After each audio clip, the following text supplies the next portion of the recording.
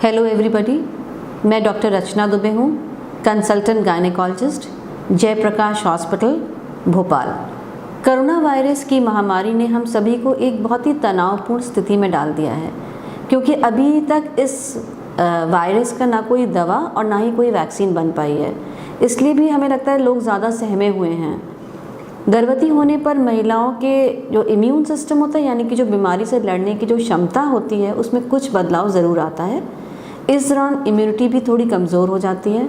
ऐसे में corona virus फैला हुआ है और अगर आप प्रेग्नेंट हैं तो आपके मन में कई प्रकार के सवाल आ रहे होंगे। हम आपको प्रेगनेंसी में कोरोना वायरस के इन्फेक्शन के संबंध में कुछ प्रश्नों के उत्तर देंगे।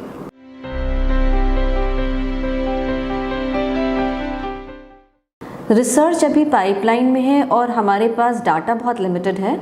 आज की तारीख में ऐसा कोई भी एविडेंस नहीं है जो ये साबित कर सके कि गर्भवती माँ को जनरल पॉपुलेशन की अपेक्षा इन्फेक्शन ज़्यादा तीव्र होता है।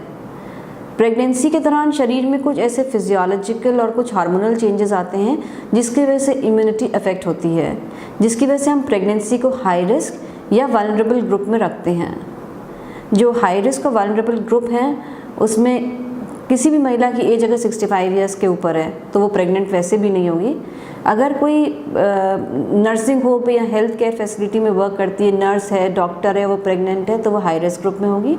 यदि कोई प्रेग्नेंट फीमेल को किसी प्रकार की रेस्पिरेटरी इन्फेक्शन है, क्रॉनिक लंग डिजीज़ हैं या अस्थमा है या क्रॉनिक ऑब्स्ट्रक्टिव पल्मोनरी डिजीज़ है तो ये हाई रिस्क ग्रुप है।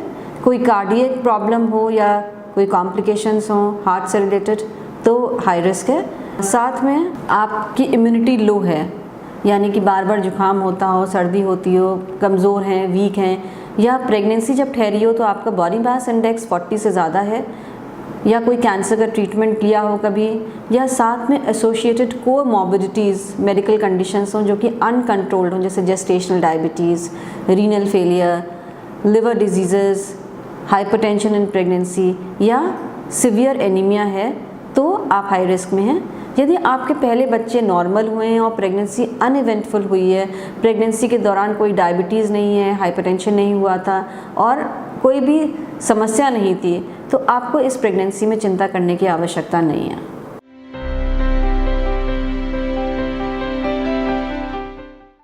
सबसे महत्वपूर्ण तो है कि आप हाथ अच्छे से धोएं, कई बार धोएं, साबुन और पानी का इस्तेमाल अच्छे से करें और 20 सेकेंड्स तक हाथ को हर तरीके से वॉश करें। फिंगर्स, थंब, नेल बेड्स और वेब्स को अच्छे से क्लीन करना चाहिए। साथ में अगर आपके पास सोप नहीं है तो आप हमेशा अपने साथ हैंड सैनिटाइज़र अल्कोहल बेस्ड रखें और उससे क्लीन करें। अपने और दूसरों के बीच में दूरी बनाए रखें, कहीं भी क्राउडेड जगह पे ना जाएं, मॉल में ना जाएं, सब्जी मंडी में ना जाएं और कोशिश करें यथासंभव घर के अंदर ही रहें। अपनी आँख, नाक और मुंह को ज़बरदस्ती ना छुएं क्योंकि इन्फेक्शन यहीं से जाता है। रेस्पिरेटरी हाइजीन को मेंटेन करें, यानी कि जब भी आपको छींक या खांसी आए तो आप अपनी एल्बो के अंदर ही छींकें या फिर टिश्यू पेपर का इस्तेमाल करें और उसको डस्टबिन में डाल दें। यदि आपको फीवर है, कफ है या सांस लेने में दिक्कत है तो अपने निकटतम स्वास्थ्य केंद्र में जाएं या गवर्नमेंट सेटअप में या जिस भी डॉक्टर को आप दिखाते हैं तो आप जाके दिखा सकते हैं। हम लोग सलाह देते हैं कि नंबर ऑफ़ विज़िट्स जो हैं वो आप रिड्यूस करें। अगर नॉर्मली हम लोग 6 to 7 टाइम डॉक्टर को दिखाने जाते हैं पूरे 9 महीने के एंटीनेटल पीरियड में, ऐसे में रिड्यूस कर दें। ज़बरदस्ती डॉक्टर के यहाँ जाने की ज़रूरत नहीं है। कुछ चीज़ें आप खुद भी घर में कर सकते हैं, जैसे कि अगर आपके पास ब्लड प्रेशर नापने की मशीन है, 2-4 दिन में एक बार भी नाप लें और आपको सब नॉर्मल दिखाई पड़ा, then you don't need to go to a doctor. आपका वज़न समय समय पे बढ़ रहा है तो भी नॉर्मल है। टिटनेस का इंजेक्शन अगर आपने एक लगवा लिया और दूसरा ड्यू है तो वो 1 महीने बाद भी लग सकता है, क्योंकि ये कोई इमरजेंसी नहीं है। यदि आपकी सांस फूल रही है, ज़रा सा काम करने में थकान हो रही है, आँखों में धुंधलापन दिख रहा है तो एनीमिया की प्रॉब्लम हो सकती है आपको। ऐसे में आप जो आयरन और कैल्शियम की टैबलेट्स अस्पताल से मिलती हैं उनका उपयोग करिए और हरी सब्जियां खाइए।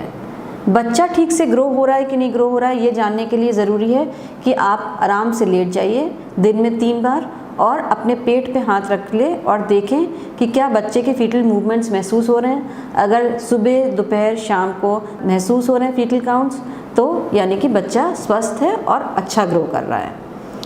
जब भी आप डॉक्टर के पास जाएं तो बहुत सारे लोगों को मत लेके जाएं, एक ही अटेंडेंट आपके साथ जाए और डॉक्टर को दिखा के आए, क्योंकि जितने लोग जाएंगे वहाँ भीड़ बढ़ेगी और इन्फेक्शन होने की संभावना ज़्यादा रहेगी। अल्ट्रासाउंड तब कराना चाहिए जब आपको लगे कि कोई समस्या है। यदि पूरी प्रेगनेंसी अनइवेंटफुल जा रही है और कोई प्रॉब्लम नहीं है तो ज़बरदस्ती डॉक्टर को प्रेशराइज अल्ट्रासाउंड के लिए ना करें, ये बाद में भी हो सकता है।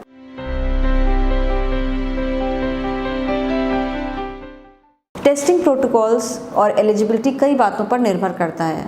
आप किस लोकेलिटी में रहते हैं, आपका एरिया कंटेनमेंट एरिया तो नहीं है, हॉट स्पॉट तो नहीं है, आपकी कॉन्टैक्ट हिस्ट्री पॉजिटिव तो नहीं है, आपकी सिटी ऐसी तो नहीं है जहाँ पर बहुत सारे केसेस आ रहे हों। अगर ये सब चीज़ें हैं तो उस आधार पे टेस्टिंग होती है। यदि आपको कोई सिम्टम्स हो रहे हैं, चाहे फीवर के, कफ के या सांस लेने में दिक्कत हो रही है, तो आप ज़रूर जाके दिखा दें। आपने यदि टेस्ट कराया और वो टेस्ट नेगेटिव आया, उसके बाद आपको बुखार, सर्दी या सांस लेने में दिक्कत होने लगी, तो आप दोबारा टेस्ट करा सकते हैं। अगर एक बार नेगेटिव है तो ज़रूरी नहीं कि आप नेगेटिव बने रहें। और प्रेग्नेंट फीमेल्स को प्रायोरिटी होती है नॉर्मल लोगों की अपेक्षा। अगर उनमें लक्षण हो रहे हैं तो आपकी जांच प्राथमिकता में होगी।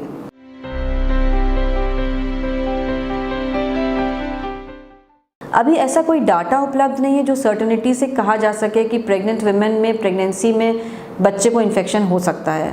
वजाइनल सिक्रीशंस हो या एमनियोटिक फ्लूइड हो या ब्रेस्ट मिल्क हो या कॉर्ड ब्लड के भी सैंपल्स में ये वायरस नहीं पाया गया है। ऐसा कोई मेडिकल एविडेंस नहीं पाया गया है जो ये कह सके कि कोविड-19 इन यूट्रो बच्चे को इन्फेक्शन दे सकता है।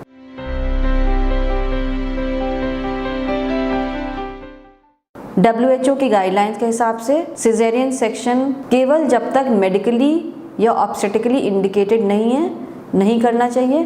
कोरोना एक कारण नहीं है कि सीज़र करना चाहिए। इन महिलाओं में सीज़र और नॉर्मल डिलीवरी दोनों की जा सकती है।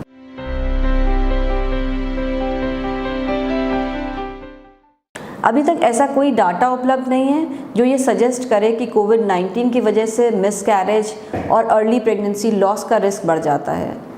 पिछले सालों में सार्स या H1N1 की रिपोर्ट्स के आधार पर कुछ ऐसा डिमॉन्स्ट्रेट भी नहीं हुआ है जो कि कह सकें कि इस तरह के इन्फेक्शन से मिसकैरेज या सेकेंड ट्राइमेस्टर लॉस या कुछ वायरस की वजह से टेराटोजेनिक इफेक्ट होता है।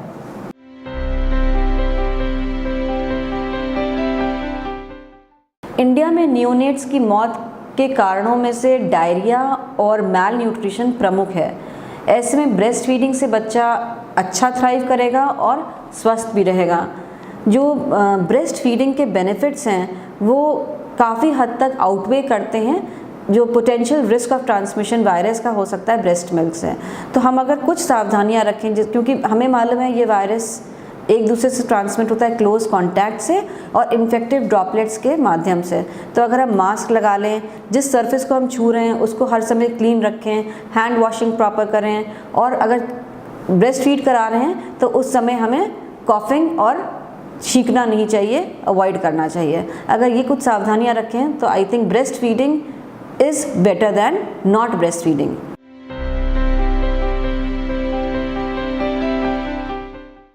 यदि आप कोविड-19 की वजह से बहुत अनवेल हैं और आपको कॉम्प्लिकेशंस भी हो रहे हैं तो अपने बच्चे को सुरक्षित मिल्क देने के लिए आपके लिए जो भी ऑप्शंस अवेलेबल हों या पॉसिबल हों या एक्सेप्टेबल हो आपके लिए वो अपनाएं। चाहे वो एक्सप्रेस्ड ब्रेस्ट मिल्क हो, निकाल के कटोरी में रख दीजिए और कोई और पिला देगा।